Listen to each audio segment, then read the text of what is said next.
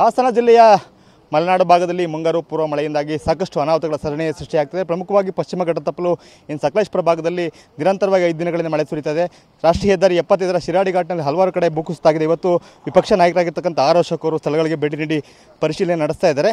ಸಕಲೇಶಪುರದಿಂದ ಮಂಗಳೂರು ಕಡೆಗೆ ತೆರಳತಕ್ಕಂಥ ಹಲವಾರು ಕಡೆಗಳಲ್ಲಿ ಆನೆಮಾಲು, ಕಪ್ಪಳ್ಳಿ ಹಾಗೆ ದೊಡ್ಡತಪ್ಪಲು ಅಂತಕ್ಕಂಥ ಪ್ರದೇಶಗಳು ಏನಿದ್ದಾವೆ, ಕಳೆದ ವರ್ಷ ಕೂಡ ಇದೇ ಭಾಗದಲ್ಲಿ ಹಲವಾರು ಬಾರಿ ಗುಡ್ಡ ಕುಸಿತದಿಂದಾಗಿ ವಾಹನ ಸಂಚಾರಕ್ಕೆ ಸಾಕಷ್ಟು ತೊಡಕಾಗಿತ್ತು.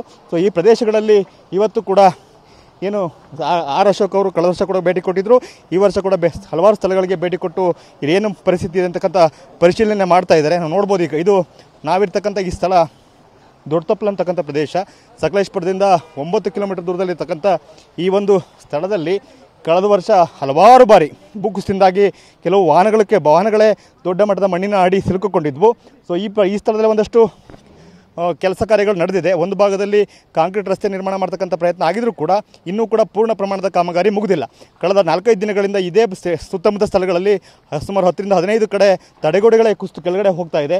ಅದರಿಂದಾಗಿ ವಾಹನ ಸಂಚಾರಕ್ಕೂ ಕೂಡ ದೊಡ್ಡ ಮಟ್ಟದ ಅನಾನುಕೂಲ ಆಗ್ತಕ್ಕಂಥ ಸ್ಥಿತಿ ನಿರ್ಮಾಣ ಆಗಿದೆ. ಈಗ ಸ್ಥಳಕ್ಕೆ ಏನು ರಾಷ್ಟ್ರೀಯ ಹೆದ್ದಾರಿ ಪ್ರಾಧಿಕಾರದ ಯೋಜನಾ ಅಧಿಕಾರಿ ಅಂದರೆ PD ಏನಿದ್ದಾರೆ ಅವರು, DC ಅವರು, SP ಅವರು ಎಲ್ಲರ ಒಟ್ಟಿಗೆ ಕೂಡ ವಿಪಕ್ಷ ನಾಯಕರಾಗಿರ್ತಕ್ಕಂಥ ಆರ್ ಅಶೋಕ್ ಅವರು ಭೇಟಿ ಕೊಟ್ಟು ಪರಿಶೀಲನೆ ನಡೆಸ್ತಾ ಇದ್ದಾರೆ. ತಕ್ಷಣಕ್ಕೆ ಒಂದಷ್ಟು ಕ್ರಮಗಳನ್ನು ಕೈಗೊಳ್ಳಬೇಕು.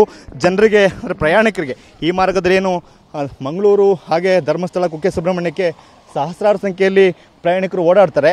ಏಕೆಂತ ಹೇಳಿದ್ರೆ ನಿತ್ಯ 20ರಿಂದ 25 ಸಾವಿರದಷ್ಟು ವಾಹನಗಳು ಓಡಾಡ್ತಕ್ಕಂಥ ರಾಷ್ಟ್ರೀಯ ಹೆದ್ದಾರಿ ಇದು. ರಾಷ್ಟ್ರೀಯ ಹೆದ್ದಾರಿ 75 ಅಂದರೆ ಬಂದರು ನಗರಿ ಮಂಗಳೂರು ಹಾಗೆ ರಾಜಧಾನಿ ಬೆಂಗಳೂರಿನ ಸಂಪರ್ಕ ಕಲ್ಪಿಸ್ತಕ್ಕಂಥ ಪ್ರಮುಖವಾಗಿರ್ತಕ್ಕಂಥ ಹೆದ್ದಾರಿ ಇದು. ಈ ಹೆದ್ದಾರಿಯಲ್ಲಿ ಒಂದು ಸಣ್ಣ ಅನಾಹುತಗಳಾದರೂ ಕೂಡ ಸಾವಿರಾರು ಪ್ರಯಾಣಿಕರಿಗೆ ತೊಂದರೆ ಆಗುತ್ತೆ. ಹಾಗೆಯೇ ತಕ್ಷಣಕ್ಕೆ ಏನು ತೊಂದರೆ ಆಗದಾಗೆ ಒಂದಷ್ಟು ಕ್ರಮಗಳನ್ನು ಕೈಗೊಳ್ಳಬೇಕು.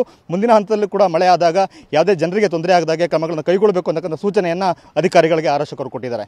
ಕ್ಯಾಮರಾಮನ್ ಮಹೇಶ್ ಜೊತೆ ಮಂಜುನಾಥ್, KB, TV9 ಹಾಸನ.